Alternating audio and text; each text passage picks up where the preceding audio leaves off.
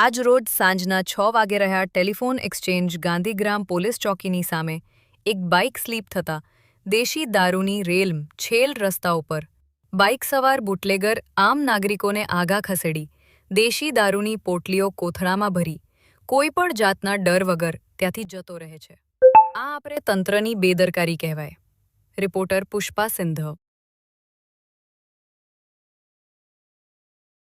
આજ રોજ સાંજના 6 વાગે રહ્યા ટેલિફોન એક્સચેન્જ ગાંધીગ્રામ પોલીસ ચોકીની સામે એક બાઇક સ્લીપ થતાં દેશી દારૂની રેલમ છેલ રસ્તા ઉપર બાઇક સવાર બુટલેગર આમ નાગરિકોને આઘા ખસેડી દેશી દારૂની પોટલીઓ કોથળામાં ભરી કોઈપણ જાતના ડર વગર ત્યાંથી જતો રહે છે। આ આપણે તંત્રની બેદરકારી કહેવાય। રિપોર્ટર પુષ્પા સિંધ।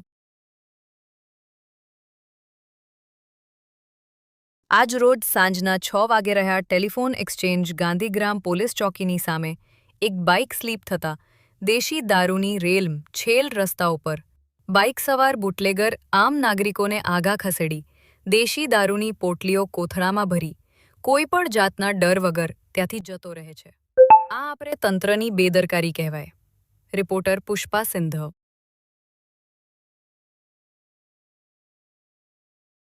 આજ રોજ સાંજના 6 વાગે રહ્યા ટેલિફોન એક્સચેન્જ ગાંધીગ્રામ પોલીસ ચોકીની સામે એક બાઇક સ્લીપ થતાં દેશી દારૂની રેલમ છેલ રસ્તા ઉપર બાઇક સવાર બુટલેગર આમ નાગરિકોને આઘા ખસેડી દેશી દારૂની પોટલીઓ કોથળામાં